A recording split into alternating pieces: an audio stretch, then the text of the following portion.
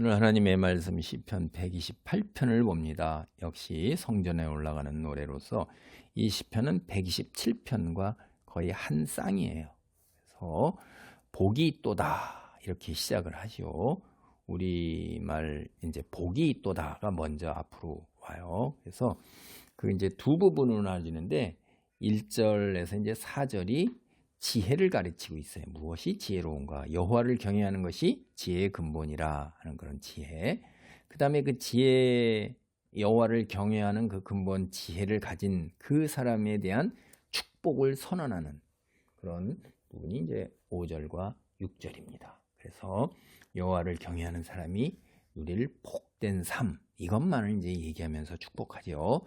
앞에 보통 이게 127편은 악인과 의인의 삶을 이제 대조했는데 그렇습니다. 1절로 4절을 봅니다. 여호와를 경외하며 그의 길을 걷는 자마다 복이 있도다. 내가 내 손이 수고한 대로 먹을 것이라. 내가 복되고 형통하리로다. 그러니까 이제 복이 있도다. 근데 이게 누구냐 이 말이에요. 여호와를 경외하는 자. 그의 길을 걷는다는 것은 인생을 이제 삶의 여정으로 우리가 생각하잖아요. 삶의 여정으로 생각해서 그 길을 간다는 이런 비유는 성경에 많이 나와요. 나그네다. 베드로 사도도 우리가 나그네다 이렇게 하고 나그네 여정으로 얘기를 해요. 그래서 하나님 말씀에 순종하며 경건하게 사는 사람, 이게 이제 신앙의 여정이 그렇다는 거죠. 그래서 예수님도 우리도 세상 풍조를 따르지 말고 좁은 길을 가라 이렇게 한 거예요. 세상 풍조는 어떤 거예요? 하나님 거역하고 자기 중심이 되어서 자기의 욕심을 채우고자 하는 거예요. 그 근본 욕심은 물질입니다. 돈으로 이제 자기 육체의 온갖 쾌락을 다 얻게 되는 거고, 그러다 보면 사회적 위치와 권세까지 해서 다른 사람 위에 올라서는 거죠. 그러니까 이게 치열한 경쟁의 성취 중심으로, 소유욕 중심으로 사는 거예요. 그 짐승이 되는 거죠. 근데 이제 나그네 여정으로서 썩어질 것들이다. 세상의 것들은 다 헛되고 다 쓰러져 가는 거고 손에 움켜쥘 수 없는 것이다. 주님이 주시는 것이다 하고 생각하면 수고한 대로 먹고 이게 복되고 형통한 거예요. 그러니까 그렇게 인간이 아둥바둥하면서 자기가 이루려고 그렇게 하는데 사실 운칠기삼이다 뭐 이런 얘기도 하고 그러잖아요. 세상 말로. 그러니까 운이 더 칠이다 이 말이에요. 자기 기술은 3, 자기 노력은 3이라는 거예요. 자기가 아무리 애써도 세상 형편이 뒷받침되지 않으면 사회적 그 변동이 있으면 다 망하는 거예요. 자연재해도 예측도 못해요. 국제정세도 예측도 못해요. 근데 우리 손이 수고한 대로 먹는다는 건 애쓴 대로 하나님께서 결실을 거두게 하시는 분이 누구다?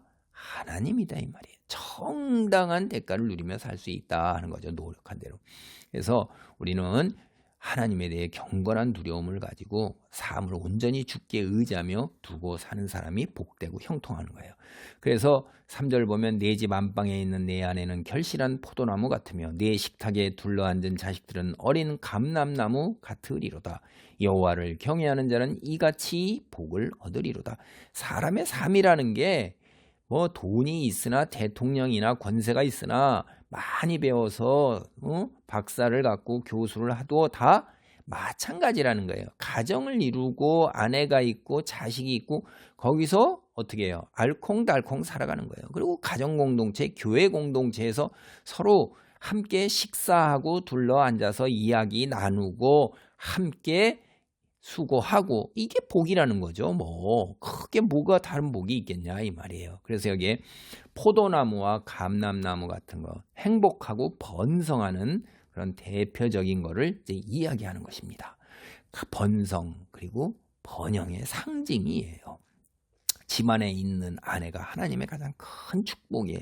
잠언서를 보면 음녀와 강력한 대조를 이루는 거죠. 그리고 창세기나 사무상 1장 5절을 보면 자식이 없다. 그러면 성경적으로 보면 하나님의 무관심한 표현인데 번성한 집안이 하나님이 거기에 돌보시고 축복하신다 이 말이에요. 이 고대 근동에서 삶의 농부의 삶의 중심에 있었던 나무들이 바로 포도나무와 감람나무예요.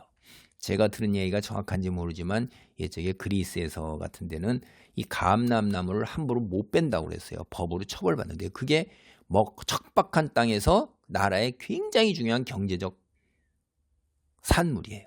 근거가 되는 거예요. 그래서 포도나무와 감람나무가 있어야 생명을 유지할 수 있는 게 고대 근동이기 때문에 이 신약 성경을 보고 이제 미가야나 스가랴 같은 데 보면 포도나무와 감람나무가 메시아께서 오실 때 축복을 얘기하고 동시에 또 포도나무와 감람나무 아래에 있다 하는 거는 샬롬, 평화와 번영과 형통의 그런 상징이에요. 그래서 우리가 이 치열한 경쟁 세상 속에서 살아가는데 불안하고 두려우고 한 치 앞도 내다볼 수 없는 그 정말로 힘든 세상 속에서 가정이라는 것은 안식처고 메시아께서 주시는 평화와 기쁨의 상징이다 하는 거죠. 그래서 주님을 경외하고 말씀대로 살면 그게 경외하고 순종하는 그런 사람, 이 제가 지금 말씀드리는 가정의 축복, 그걸 그대로 다 누리며 산다는 거죠. 세상에 인생이라는 게 별게 아니다 하는 거 살아보면 다 압니다. 그래서 이제 여기에는 이제 거의 축도 형식으로 나옵니다. 5절로 6절이 지혜로운 축복. 여호와께서 시온에서 내게 복을 주실지어다. 너는 평생의 예루살렘의 번영을 보며 내 자식의 자식을 볼지어다. 이스라엘에게 평강이 있을지어다.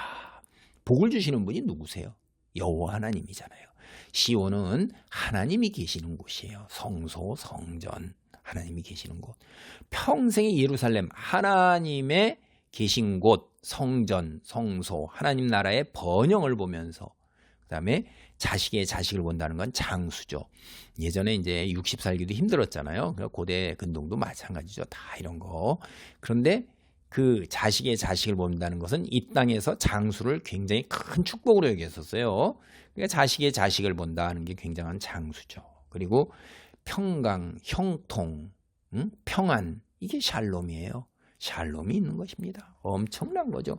세상에 불안하고 전쟁이 있고 재앙이 있고 두려움이 있고 질병이 있고 우환이 있는 데에서 그런 것으로부터 넘어설 수 있고 때로는 혹간경을 당할지라도 하나님께 소망을 두고 그러기 때문에 그런 것을 넘어설 수 있는 거예요. 그게 비껴가기도 하고 또 넘어서기도 하고 당할 때 그게 하나님 믿는 사람이다 하는 것입니다.